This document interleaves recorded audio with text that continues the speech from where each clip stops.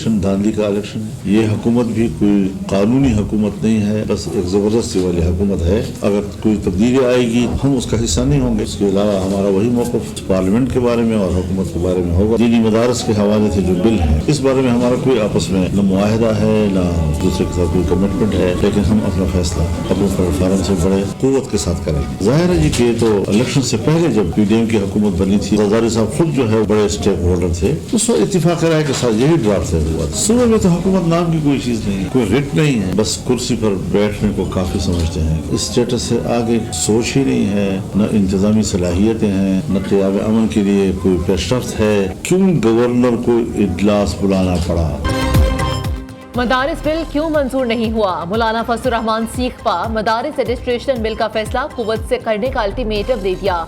साथ ही वाज़ेह किया, कोई तब्दीली आई तो हम उसका हिस्सा नहीं होंगे। सरबराह JUI ने सवाबी में मीडिया से गुफ्तगू में कहा कि मदारिस बिल मंजूर ना होना बहुत बड़ी ज़्यादती मुल्क की सियासत में अदम एतमाद का सबब बनेगा। बाकायदा मुज़ाकरात में सारी चीज़ें तय हुई। जरदारी साहब इसमें खुद स्टेक होल्डर थे। आज कहाँ से इतराज़ात आ गए? इसे बदनीयती ना कहें तो क्या कहा जाए? एक फ़ोन कॉल पर फैसले में कैसे लचक दिखा दें?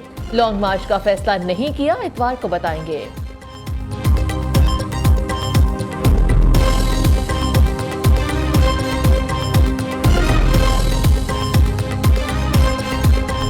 Blue economy is the name of the game. Pakistan Navy is already exploring our potentials in blue economy, but they've already had an initial investigation through Chinese companies which have great experience in this field. It is a iron resolve of the government of Pakistan along with armed forces and all law enforcing agencies to fight this menace of terrorism with full commitment for Pakistan to fight terrorism, completely defeat it, rather erase it from the face of Pakistan. That's our commitment, inshallah. पाक सरजमीन से दहशतगर्दी के खात्मे का अज़म गैर मुतसलसल है। Security forces रोज कुर्बानियां दे रही हैं। 2018 में हमने दहशतगर्दी का खात्मा किया। बदकिस्मती से अब दहशतगर्दों ने दोबारा सर उठा लिया है। दहशतगर्दी की लानत खत्म किए बगैर चैन से नहीं बैठेंगे। वज़ीर आज़म शहबाज शरीफ का पाकिस्तान नेवी वार कॉलेज लाहौर में 7वीं मैरीटाइम सिक्योरिटी वर्कशॉप के शुरका से खिताब कहा, ब्लू इकॉनमी से ही मुल्क की तरक्की और खुशहाली मुमकिन है। पाक बहरिया समुद्री वसाइल से इस्तेफादे के लिए इक़दामात कर रही है। गवादर की बंदरगाह एक मरकजी हैसियत रखती है। दोस्त मुल्क चीन भी बहरी शोबे में भरपूर ताउन फराहम करने के लिए तैयार है।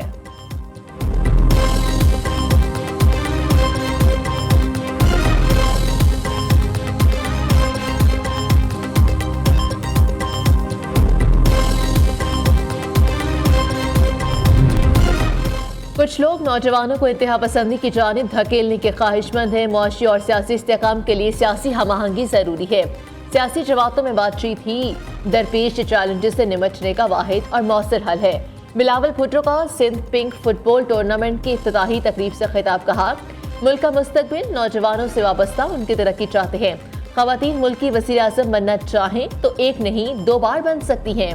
वो दिन दूर नहीं जब ख़वातीन पाकिस्तान की नुमाइंदगी करेगी। चेयरमैन पीपल्स पार्टी खिलाड़ियों के साथ घुल मिलकर गुफ्तगू की और तस्वीर बनवाई।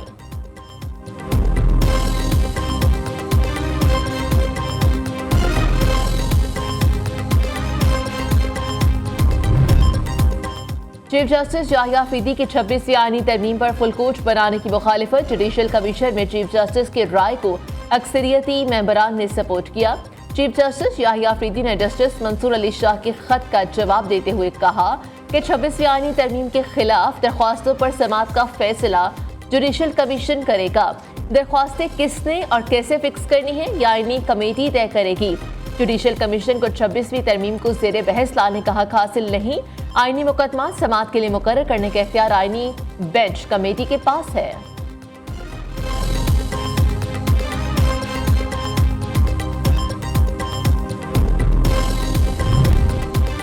Justice Shahid Bilal Hasan supreme court आईनी बेंच का हिस्सा बन गए। सिंध हाई कोर्ट के आईनी बेंच के लिए 2 जजेस भी मुकर्रर। जुडिशल कमीशन ने जस्टिस आका फैसल और जस्टिस अदनान करीम की मंजूरी दी। पेशावर हाई कोर्ट में आईनी बेंच के लिए 3 एडिशनल सेशन जजेस और 6 वकला के नाम ज़ेरे गौर आए। सिंध और पेशावर हाई कोर्ट से जजेस की नामजदगी का मामला 21 दिसंबर तक मौखर। एडिशनल जजेस की नामजदगियों के लिए आखिरी तारीख में 10 दिसंबर तक तौसी। 15 दिसंबर को जुडिशियल कमीशन रूल्स का मुसव्वदा तैयार करके अरकान के साथ शेयर किया जाएगा। जुडिशियल कमीशन इजलास का एलामिया जारी कर दिया गया।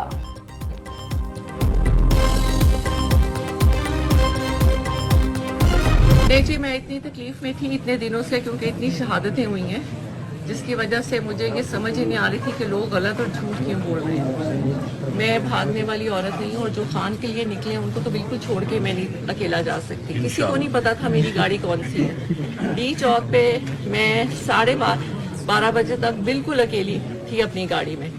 उसके बाद बहुत सी गाड़ियाँ जो आई थी वो उसके बाद आई थी, क्योंकि वो डी चौक ज़बरदस्ती खाली करा रहे थे जी। तो बिल्कुल। बीबी वहाँ से नहीं हटी थी क्योंकि खान ने नहीं कहा था कि हटना है। मैंने सबको कहा था कि मुझे अकेले नहीं छोड़ना, लेकिन सबने मुझे अकेले छोड़ दिया था और मैं वहाँ बिल्कुल अकेली थी।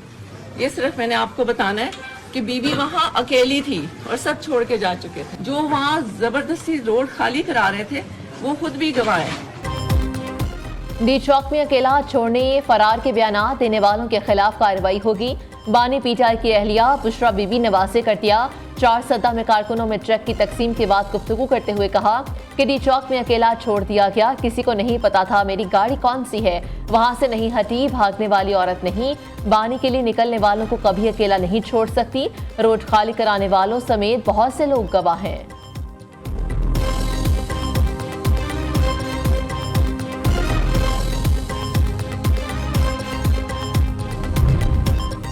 अलीमा खान ने बानी पीटीआई के 2 मुतालबात सामने रख दिए। सुप्रीम कोर्ट के जजेस के नीचे JIT बनाई जाए जो 9 मई और 26 नवंबर के सानेहात की तहकीकात करे। दूसरा मुतालबा यह है कि इस्टेब्लिशमेंट मुज़ाकरात की ऑफर दे तो पीटीआई बातचीत करेगी। बानी से मुलाकात के बाद अलीमा खान ने कहा कि तमाम गिरफ्तार लोग रिहा किए जाएं। मुतालबात तस्लीम ना हुए तो सिविल नाफरमानी का आगाज करेंगे। ओवरसीज पाकिस्तानियों को भी कॉल दी जाएगी।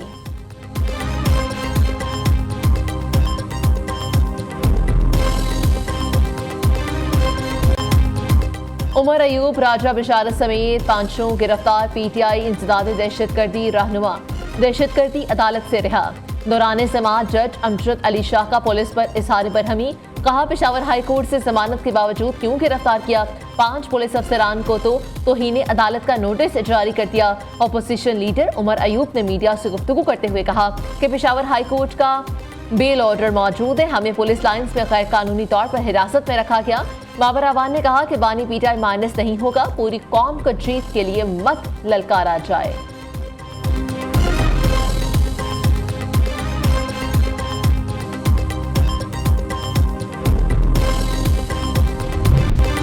बानी पीटीआई के खिलाफ कितने मुकदमा दर्ज हैं, तफसीलात सामने आ गईं। बानी के खिलाफ मुल्क भर में केसेस की तादाद बढ़कर 188 तक जा पहुंची।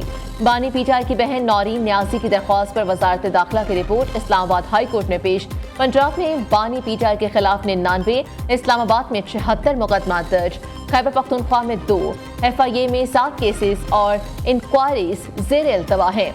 नैब में 3 तोशा खाना फौजदारी केस में सजा के खिलाफ बानी पीटीआई की अपील ज़ेर इल्तवा है।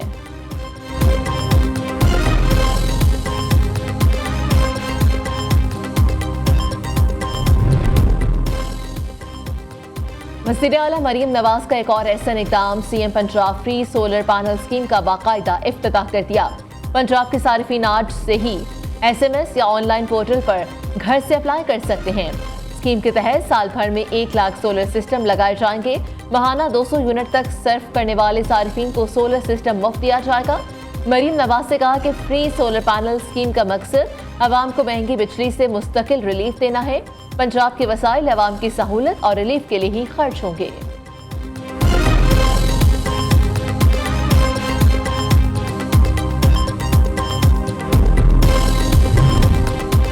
खैबर पख्तूनख्वा में गवर्नर की बजाय वज़ीर आला यूनिवर्सिटीज का चांसलर होगा। सूबाई असेंबली ने यूनिवर्सिटी तरमीमी एक्ट की मंजूरी दे दी। वाइस चांसलर और रजिस्ट्रार की तैनाती के इख्तियार भी वज़ीर आला को तफवीज़। वाइस चांसलर के लिए वज़ीर आला को एकेडमिक सर्च कमेटी 3 नाम भेजेगी।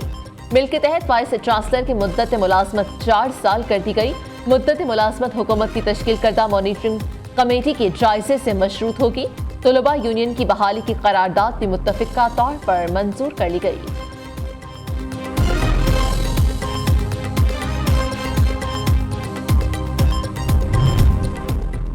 अली अमीन गंडापुर में हिम्मत है तो वफाकी हुकूमत के बजाय दहशत गर्दों से लड़ें। वज़ीर आला खैबर पख्तूनख्वा का मकसद सिर्फ एहतजाज करना, आग लगाना, वफाक पर हमला करना है। शर्जील मेमन की कड़ी तनकीद। सिंध के सीनियर वजीर ने कहा, पीटीआई के पास सिर्फ इंतशार और मनफी सोच है, उनका आमराना माइंडसेट है। खैबर पख्तूनख्वा में हुकूमत नाकाम, हुकूमती रिट खत्म हो रही है। सूबे के MPAs अपने हलकों में नहीं जा सकते, पुलिस रात को बाहर नहीं निकलती।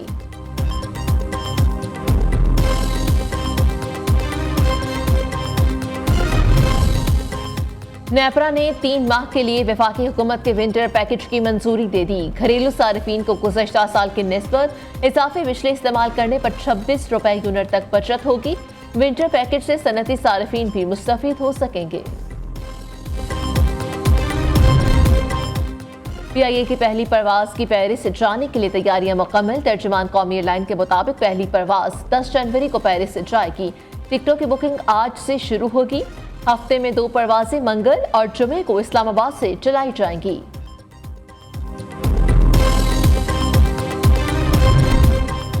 अमेरिका का मजीद 35 ईरानी कंपनीज पर पाबंदी का ऐलान। मसूद पज़ेश्कियान हुकूमत पर तेल बेचकर पैसा जोहरी प्रोग्राम पर लगाने का इल्जाम। अमरीकी महकमा खजाना की तजवीज़ पर ईरानी कंपनीज पर पाबंदी का नोटिफिकेशन जारी कर दिया गया।